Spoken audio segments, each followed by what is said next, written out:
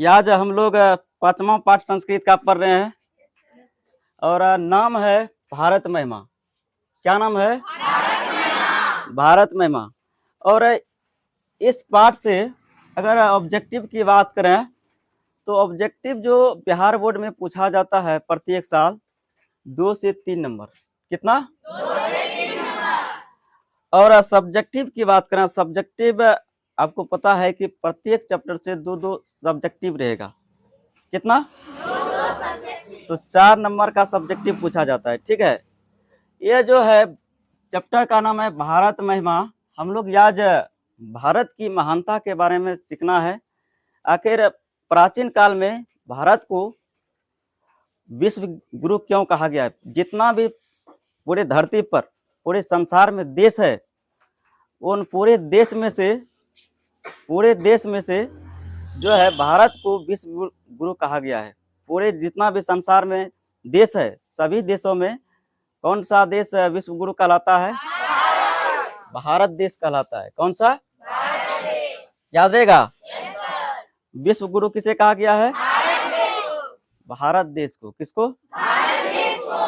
तो भारत की महानता के बारे में पढ़ना है। सबसे पहले क्या करना है, इसके पाठ परिचय को पढ़ते हैं। सब कोई बुक लाए हैं? Yes sir. ऐसा कोई नहीं ना जो कि बुक नहीं लाए हैं। पहले क्या करना है आपको है, सुनो ध्यान से सुनो। किताब सब कोई निकालिए और आपको जो हम बताएंगे, ठीक है, जो बताएंगे आपको एक एक अर्थ समझना है। ठीक है, आपका फोकस बिल्कुल रहना चाहिए किताब पर और ध्यान भटकाना नहीं चाहिए। फिर से बाद में क्वेश्चन पूछेंगे। जब ये पाठ समाप्त होगा तो क्वेश्चन आपसे क्या करेंगे? ठीक है, तो पहले हम इसके पाठ परिचय को समझते हैं, पाठ के बारे में। ठीक है, देखो, अस्माकम देश भारतवर्षम इति कथ्यते। हमारा देश भारतवर्ष कहे जाते हैं। ठीक है, हमारा देश जो है भारतवर्ष देश कहे जाते हैं। हमारा देश जो है भारतवर्ष कहलाते हैं। तो ये जो देश है क्या कहलाता है? भारतवर्ष। क्या कहलाता है? भारतवर्ष पर अनुच्छेद लिखने के लिए भी बिहार बोर्ड में कई बार पूछा हुआ है। ठीक है, एक बार नहीं, लगभग 10 बार 12 बार पूछा जा चुका है। भारतवर्ष पर अनुच्छेद 7 नंबर का पूछा जाता है। तो भारत के बारे में पूछा जाता है, 7 वाक्य लिखिए।